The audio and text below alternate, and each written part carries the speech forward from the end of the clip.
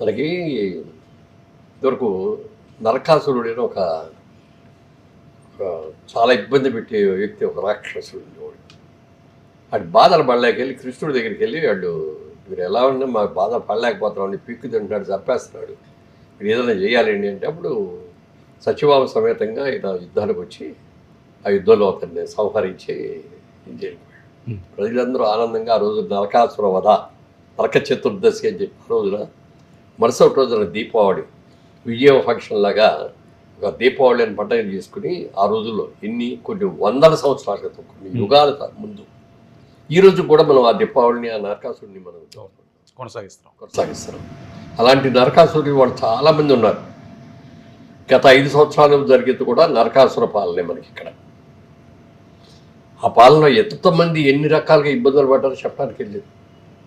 ఆయన పాదయాత్రలో వెళ్ళినప్పుడు చెప్పిన మాటలు ఏంటి, గెలిచిన తర్వాత అసలు ప్రజలంటే దూరంగా ఉండి అన్నీ అసలు ఎన్ని జరగాలి అన్నీ జరగాలి.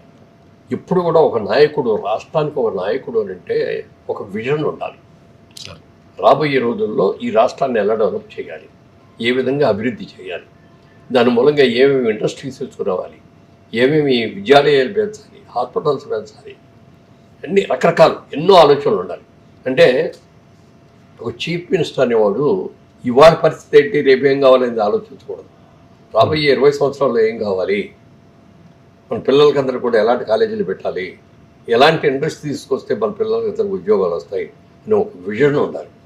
అలాంటి గొప్ప విజన్ ఉన్న వ్యక్తి చంద్రబాబు నాయుడు గారు. మేము పార్లమెంట్లో ఎంపీగా ఉన్నప్పుడు చాలామంది అన్ని స్టేట్ వాళ్ళు కూడా ఉంటారు కదా, ఎంపీలు అందరూ కలిసి కూర్చుంటా కవర్లు చెప్పుకుంటూ ఉంటాం.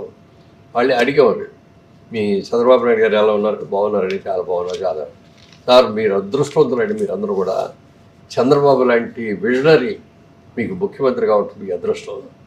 అదే చంద్రబాబు నాయుడు గారు మా రాష్ట్రానికి ముఖ్యమంత్రి అయ్యినట్టే మా రాష్ట్రాలు కూడా ఎంత అభివృద్ధి చెందాయండి. ఇక సో లక్కీ అండి. అదే మనుషులు మళ్ళీ క్రితం ఎలక్షన్లో ఓడిపోయి జగన్మోహన్ రెడ్డి గారు గెలిచి వచ్చిన తర్వాత మీ తెలుగాళ్ళకి అసలు బుద్ధి ఉంటుంది, మీకు అసలు అంత మంచి ముఖ్యమంత్రులు ఓడగొడతారా, ఎన్నో బోల్డెన్ కేసులు ఉండి నాలా గొడవల్లో ఉన్నటువంటి అతన్ని చీఫ్ మినిస్టర్గా తీసుకుంటారా, మీకు ఏమి మెంటల్గా ఇదే ఉండదా, ఏం చెప్పాలో తెలియని పరిస్థితి. అందరూ బాగా చేస్తారని అనుకుంటాం కానీ బాగా చేయరని అనుకో కదా. ఓ మంచి ఏదో చేసిద్దాం అనుకున్నారు ప్రజలు కూడా, తప్పేం కాదు అది. యువకుడు ఉత్సాహంగా వస్తున్నాడు, ఏదో చేస్తానంటాడు, why don't we give a chance for him అని అనుకున్నారు తప్ప అలా చేయటం మూలంగా మన పోయి మన మీద ఒక కుటుంబం అవుతాం అనేది ఆలోచించలేకపోయారు. అలాంటిది మొన్న ఎలక్షన్లు అయిన తర్వాత నిజంగా ప్రతి ఒక్కళ్ళు కూడా ఒక నిట్టూర్పు వదిలినట్టు, అమ్మయ్య మళ్ళీ చంద్రబాబు నాయుడు గారిని తీసుకురాగలిగాం, మళ్ళీ రాష్ట్రం అభివృద్ధి చెందాలి, మన అమరావతి అభివృద్ధి చెందాలి, మన పోలవరం ప్రాజెక్ట్ అయిపోవాలి, మన పిల్లలకందరికి ఉద్యోగాలు రావడానికి ఐటీ కంపెనీ. ఎందుకంటే ఇదివరకు కంపెనీలన్నీ కూడా హైదరాబాద్లో సెటిల్ అయ్యాయి.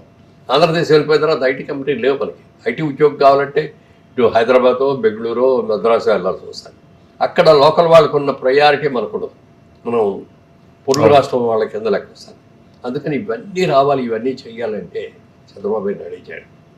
20 ఏళ్ల క్రితమే ఆయన 2020 అని చెప్పి ఒక స్కీమ్ ఇచ్చారు. రాబోయే 20 సంవత్సరాల్లో ఏమేం కావాలి, రోడ్లు ఎన్ని పెరగాలి, ట్రాన్స్పోర్ట్ ఎంత పెరగాలి, ఉద్యోగాలు రావాలంటే ఏం చేయాలి, ఏమేమి ఇన్స్టిట్యూషన్స్ రావాలి అనేది ఆలోచన చేశాడు. మధ్యలో ఒక 10 ఏళ్ళేమో రాజశేఖర రెడ్డి గారు ఇది ఉండటంలో పోయింది.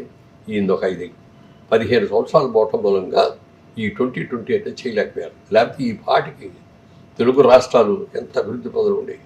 వాళ్ళు తెలంగాణ తోటి ఎన్ని కంపెనీలు ఉండి అసలు అట్లా కారులో బయటకు వెళ్తే మనం ఇండియాలో ఉన్నామా, అమెరికాలో ఉన్నామా, న్యూయార్క్లో డౌన్ టౌన్లో ఉన్న ఫీలింగ్ లాగా వస్తుంది అన్నమాట. హైరేజ్ బిల్డింగ్స్, ఈ ఆఫీసులు కానీ. మరి ఇంత కూడా దీనికి విజనరీ ఎవరు? చంద్రబాబు నాయుడు గారు. ఔటర్ రింగ్ రోడ్ రావడానికి కారణం ఎవరు? చంద్రబాబు నాయుడు గారు. ఇంటర్నేషనల్ ఎయిర్పోర్ట్ రావడానికి ఎవరు? చంద్రబాబు నాయుడు గారు. మరి Indian school of business ISP రావడానికి ఎవరు? చంద్రబాబు నాయుడు. ఇలా ఎన్నో ఉన్నాయి చెప్పుకోవడానికి. అలాంటి విజనరీ ఉండాలి. ఇవాళ అదే స్కూల్ చంద్రబాబు నాయుడు గారు ఏంటి ఆ రోజు 2020 అన్నారో తర్వాత ఆయన కూడా చెప్పాడు.